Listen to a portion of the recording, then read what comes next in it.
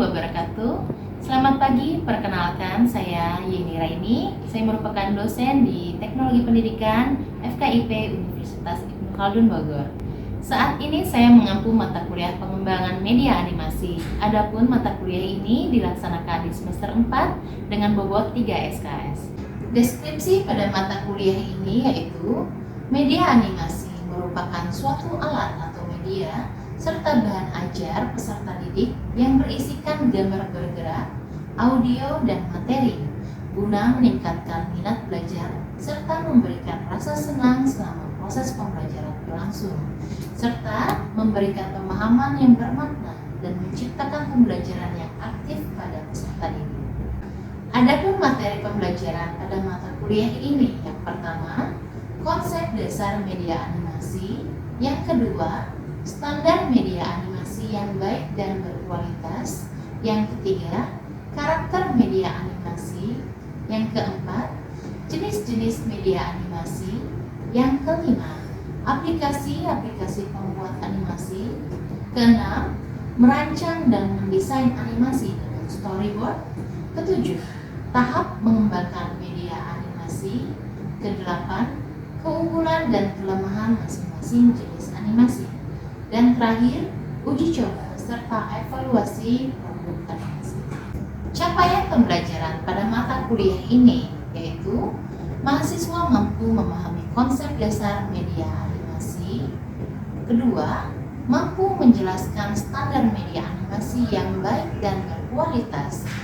Yang ketiga, mampu mengidentifikasi jenis-jenis media animasi. Yang keempat, mengetahui jenis aplikasi dalam pembuatan animasi.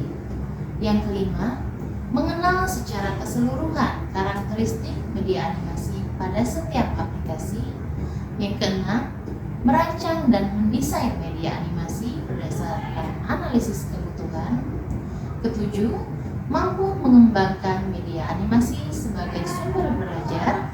Kedelapan, mampu menguji coba dan evaluasi formatif hasil produk animasi. Deskripsi mata kuliah ini yaitu media animasi merupakan suatu alat atau media serta bahan ajar peserta didik yang berisikan gambar bergerak, audio, dan materi guna meningkatkan minat belajar serta memberikan rasa senang selama proses pembelajaran berlangsung serta memberikan pemahaman yang bermakna dan menciptakan pembelajaran yang aktif pada peserta didik. Mata kuliah prasyarat yang harus ditempuh sebelum mengambil mata kuliah pengembangan media animasi yaitu mata kuliah media pembelajaran, desain pesan, dan desain pembelajaran. Sekian untuk penjelasan RPS pada mata kuliah pengembangan media animasi ini. Berikut akan saya tampilkan pembelajaran di kelas dengan materi jenis-jenis media animasi. Bismillahirrahmanirrahim. Assalamualaikum warahmatullahi wabarakatuh.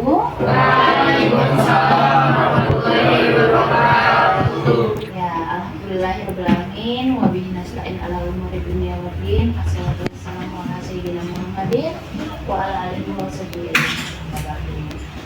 Selamat pagi adik-adik semua. Pagi. Alhamdulillah kita bisa berjumpa kembali ya setelah pertemuan dari mata kuliah yang sebelumnya. Dan saat ini kita akan memasuki perkuliahan dengan mata kuliah lain yaitu pengembangan media animasi. Nah, hari ini saya akan melanjutkan ya materi dari pertemuan sebelumnya. Kalau sebelumnya kita membahas mengenai karakter serta standar media animasi itu seperti apa, ya hari ini kita akan membahas materi mengenai jenis-jenis media animasi ya. Seperti yang tertera pada layar ini ada RPS ya, rancangan pembelajarannya itu di pertemuan ini ya, pertemuan keempat, dan materi ini mengenai jenis-jenis media animasi. Baik adik-adik, sebelum memulai perkuliahan kita membaca doa terlebih dahulu. Silakan dipimpin doanya. Teman-teman, sebelum kita memulai perkuliahan pada pagi hari ini, mari kita berdoa. berdoa dimulai.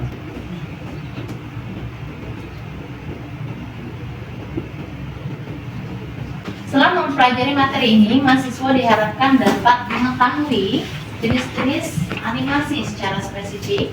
Yang kedua, memahami contoh nyata dari jenis animasinya. Yang ketiga, mendeskripsikan masing-masing karakter pada setiap jenis animasi. Dan yang keempat, menjelaskan apa kelebihan dan kelemahan dari setiap jenis animasi ya. Nah, apa sih dari kalimat ejek tradisional ya masih standar gitu. Jadi animasi tradisional ini dikenal dengan nama cel animation. Animasi tradisional boleh dikatakan merupakan jenis animasi generasi awal dimulai pada awal abad 20 gitu ya. Jadi ini masih animasi 2 dimensi, animasi 3 dimensi, ada animasi motion grafis, ada animasi stop motion, dan terakhir animasi infografis. Oke, yang pertama ya, jenis-jenis animasi. Ada animasi tradisional. Apa sih dari kalimat ejek tradisional ya masih standar gitu. Jadi animasi tradisional ini dikenal dengan nama cel animation. Animasi tradisional boleh dikatakan merupakan jenis animasi generasi awal dimulai pada awal abad 20 gitu ya. Jadi ini masih sangat jadul ya, untuk zaman dulu sudah ada ya. Berikan contohnya sehingga terjadi pergerakan ya, gambar yang sedikit demi sedikit untuk menghasilkan sebuah animasi. Lalu yang ketiga, kerumitan dalam desain ya, untuk mendesain animasi tradisional ini harus menyesuaikan gambar lanjutan dari yang sebelumnya dengan tetap menampilkan prinsip kelenturan. Mungkin kalau secara teori adik-adik nggak paham, kita lihat contohnya di sini ya. Akan saya play. Nah, ini animasi tradisional zaman dulu. Pernah lihat ya? Ya. Kira-kira rumit nggak? Banyak sekali komponennya. Beberapa lomba.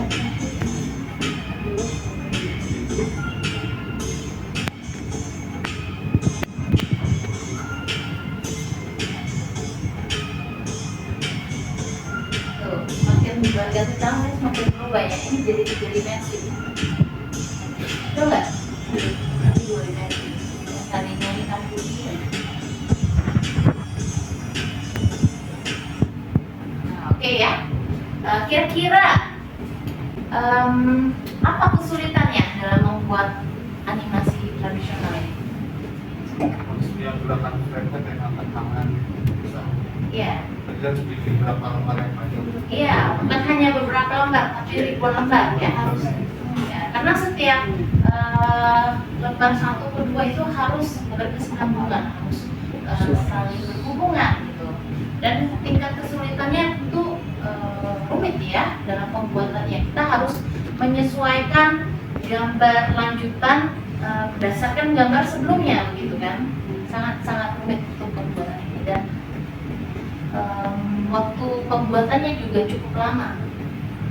Oke, ini untuk animasi tradisional sudah paham ya dari sini. Yang kedua, ada jenis animasi 2 dimensi. Nah, ini yang biasa kita sering lihat ya. Ini disebut dengan 2 matra atau 2 bidang sebagai jenis animasi dengan tampilan objek yang hanya terlihat satu sisi arah saja ya, arah depan saja ya, tinggi dan lebar. Namun terlihat seperti nyata juga dan dapat dibuat secara tradisional maupun digital menggunakan aplikasi pembuatan animasi, maupun secara digital dengan aplikasi khusus pembuatan animasi. Tapi 3 dimensi beda. Ini masih 2 dimensi ya.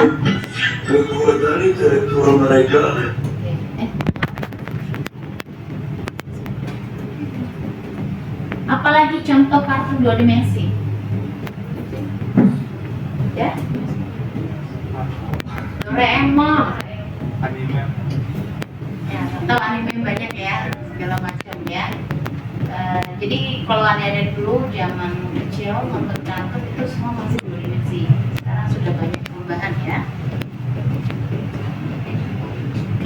ketiga, jenis animasi 3 dimensi.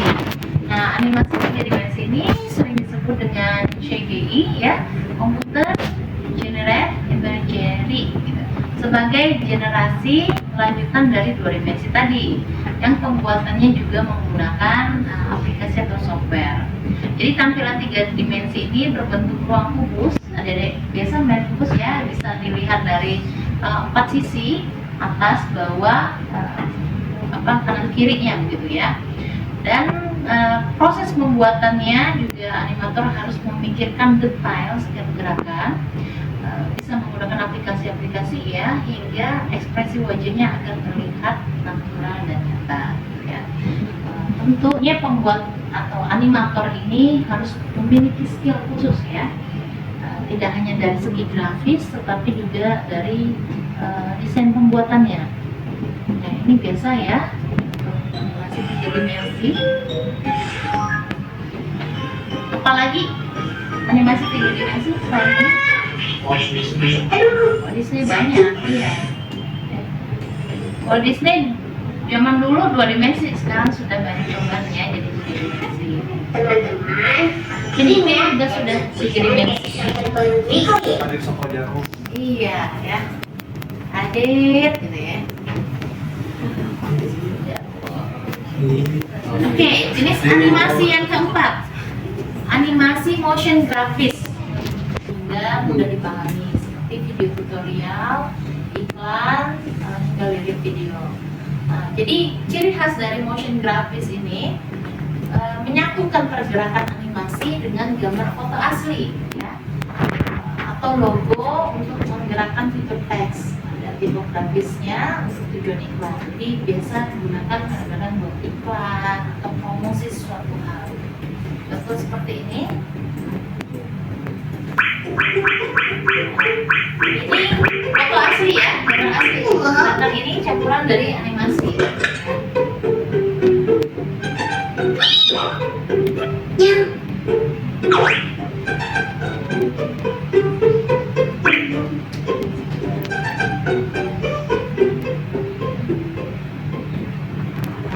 Ya, jadi kadang-kadang tidak hanya sebatas iklan, ada promosi misalnya kesehatan segala macam, itu bisa menggunakan animasi motion grafis ini. Jadi menyatukan gambar asli dengan animasi seperti itu ya. Nah, yang kelima ada jenis animasi stop motion. Mungkin adik-adik ada tahu ya, setelah saya sampaikan gambarnya, dikenal dengan claymation atau stop Plankton ya, oleh Stop Plankton. Animasi stop motion ini sebagai teknik di mana objek ini difilmkan frame by frame sehingga tampak seolah bergerak ketika diputar ulang dengan kecepatan normal. Objek atau model animasi terbuat dari benda fisik, ya, benda fisik nyata gitu ya. Dapat berupa tanah liat, precision, mainan, atau model-model. Paham nggak maksudnya? Ya. Jadi misalnya ini mainan ya, mainan gambar, mainan model gitu. Lalu dia digerakkan dengan tangan, tapi bagaimana caranya bagian shoot video itu mengambil sisi angle yang menyesuaikan dia bergerak, dan nanti ada editing video di situ, jangan biar tangannya tidak terlihat seperti itu ya. Sering nonton video atau film yang pakai stop motion? Nah, udah ya, oke. Ini contohnya ya. Ada juga misalnya kayak film Lego ya. Jadi Legonya itu sebenarnya digerakin pakai tangan, berarti efek dari kameranya menghilangkan tangan tersebut. Motion. Teknik ini dibuat menggunakan bahan klik. Karena rumitnya, teknik ini sebenarnya bisa dibilang udah gak zaman lagi ya dalam dunia animasi. Tapi justru di sini daya tariknya. Proses pertama dalam pembuatan film tanpa dialog ini dimulai dari penulisan ide cerita oleh scriptwriter. Selanjutnya, ide itu dilimpahkan ke pembuat storyboard dan storyline yang akan membuat kumpulan sketsa gambar yang disusun secara berurutan dan disesuaikan dengan naskahnya, sehingga ide cerita bisa disampaikan dengan mudah. Dengan kecanggihan teknologi, storyboard mestinya bisa dibuat dengan lebih mudah dan cepat. Tapi pembuatan storyboard di sini masih menggunakan cara manual alias gambar pakai tangan. Wah, salut deh.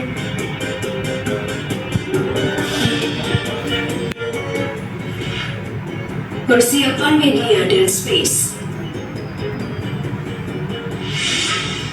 Latar kisah Saul dan kawan-kawannya adalah sebuah peternakan yang dikelilingi rumput hijau, rumah, kandang, sesekali dikotor dengan penuh bangunan serta pernak-perniknya. Nah, kalau storyboardnya udah jadi, langkah selanjutnya di Pogems adalah mempersiapkan semua media yang dibutuhkan untuk tiap-tiap scene-nya. Mulai dari layar yang sesuai, lampu untuk menata pencahayaan, serta alat obeng segala macamnya. Dan magnet yang dipasang untuk melekatkan semua perlengkapan. Oke, ini sebatas ini aja ya. Jadi di sini stop motion ya. Animasinya dibuat dari memang benda atau objek nyata gitu. Mainan, bisa namanya plasticine dan sebagainya hal gitu ya. Jadi digerakkan ya, digerakkan dengan ini ada miniatur sendiri malah. Apa sih kekurangan dan kelebihan ya kira-kira pembuatan animasi stop motion ini? Kelemahannya lebih lama. Iya, lebih lama, modalnya juga lebih banyak ya. Terus waktunya juga, pengerjaannya lebih ribet. Terus sampai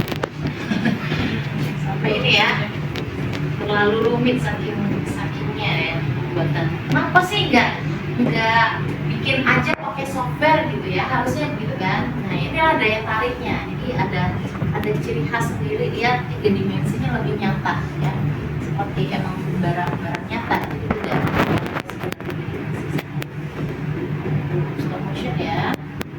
Dan terakhir ada animasi infografis. Nah, animasi infografis ini ya, adalah cara memvisualisasikan informasi menggunakan kombinasi pencitraan, ilustrasi, bagian grafik, teks, dan elemen lain yang dianimasikan untuk menambah gerakan. Animasi infografis merupakan langkah maju dari presentasi biasa yang seringkali digunakan untuk menjelaskan konsep, ide, atau langkah secara sederhana. Ya. Jadi kalau infografis yang secara grafis paparan presentasi itu kan biasa ya, ada teks, ada gambar. Jadi satu layer itu berisikan banyak teks seperti poster ya. Kalau poster kan lebih fokus ke gambar. Ini kalau infografis lebih ke banyak info, materi seperti itu. Nah kalau untuk animasinya bagaimana?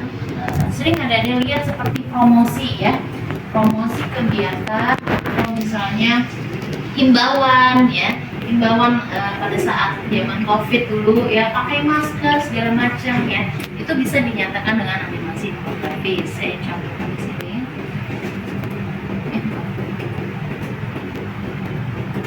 Plastik menjadi salah satu bahan yang sering digunakan oleh manusia untuk berbagai hal. Harganya yang murah, gampang ditemukan, serta mudah digunakan. Plastik digemari masyarakat di Indonesia. Tapi kita masih saja membuang sampah plastik di sembarang tempat tanpa memisahkan dan mendaur ulangnya. Akibatnya, Indonesia menempati urutan kedua setelah Tiongkok terkait masalah sampah plastik di dunia. Ini informasi ya. Setidaknya, Oh ya, Indonesia yang orang apa negara kedua penyumbang sampah plastik di laut terbesar. Sebenarnya apa sih plastik itu? Plastik sendiri dibuat dari senyawa besar yang biasa disebut polimer.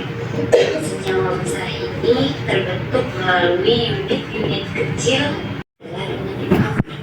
Padahal, pembakaran sampah plastik merupakan sumber polusi yang dapat menyebabkan penyakit pernafasan.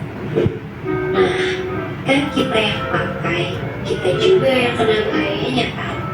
Untuk itu, ayo kita menjadi warga negara yang cerdas.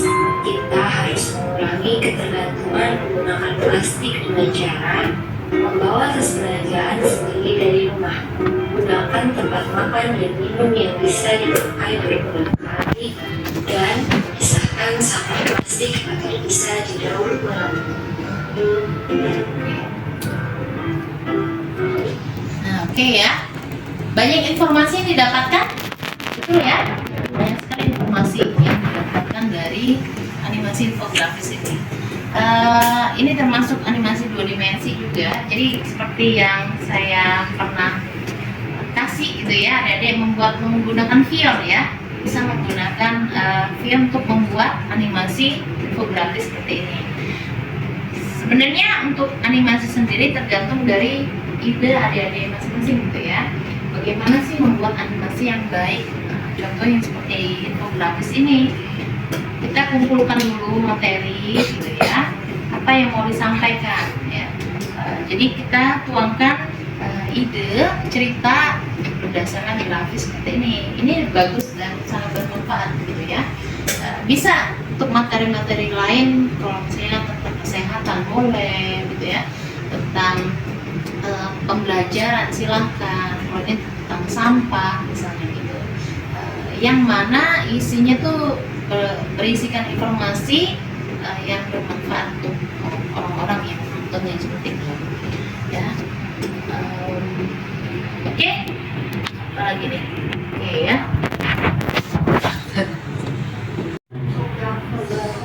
Infografis, oke. Karena dia bersifat ini ya, instruksional ya, pembelajaran.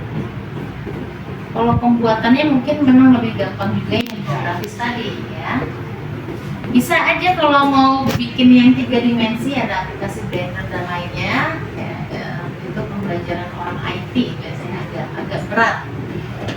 Untuk pembuatan 2 dimensi juga bisa, ada aplikasi Animaker ya, Mofi ya, ada Animaker.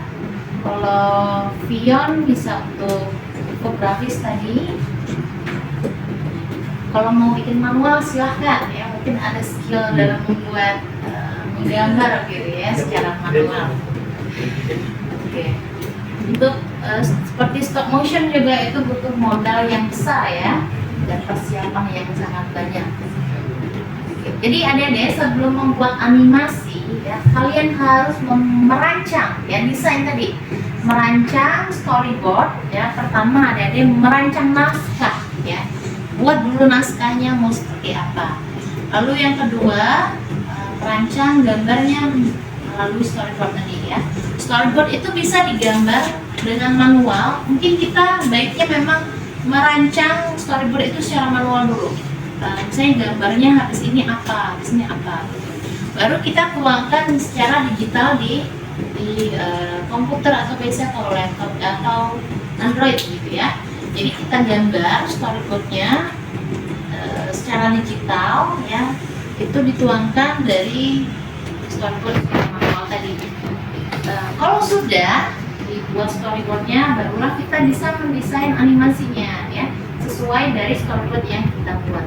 Storyboard ini berisikan misalnya ada tidak hanya grafis gambar, tetapi juga ada durasi ya. Misalnya pada slide sekian itu durasinya berapa detik ya. Lalu pada slide yang pertama ini kira-kira naskahnya apa ya, narasinya apa, teksnya apa yang diucapkan, apa yang dilakukan gitu ya. Nanti ada musik, audionya seperti apa, itu semua dirancang pada storyboard. Barulah kita tuangkan menjadi animasi, sehingga pada saat pembuatan animasi itu sudah tinggal tinggal ngalusin aja gitu ya. Storyboardnya itu tadi besar. Jadi dalam pembuatan animasi silakan adik-adik menyiapkan dulu naskahnya ya, rancang teksnya gitu, merancang storyboardnya, baru bisa kita desain animasinya seperti apa. Oke, sampai di sini ada yang mau ditanyakan? Tidak ada? Udah paham semua ya? Oke, baik. Baik adik-adik, ya apa yang mau ditanyakan? belajar buat itu teman bahasa? Boleh nanti kita praktek buat storyboard juga ya. Pembuatan animasinya berdasarkan jenis-jenisnya. Nanti ada aplikasi-aplikasi khusus di mana untuk membuat animasi 2 dimensi, animasi 3 dimensi, infografis ya, dan motion grafis tadi. Terkecuali yang manual, tradisional dan yang stop motion ya. Itu animasi tidak menggunakan aplikasi, tidak menggunakan software, secara manual saja. Baiklah adik-adik, sekian untuk perkuliahan pada hari ini. Saya simpulkan dulu ya untuk materinya yang dapat kita ambil. Yang pertama, bahwa animasi memiliki beberapa jenis, antara lain jenis media animasi tradisional, yang kedua animasi 2 dimensi, yang ketiga ada animasi 3 dimensi, lalu animasi motion grafis, ada animasi stop motion, dan yang terakhir animasi infografis. Oke, masih ada yang mau ditanyakan? Silahkan. Tidak ada?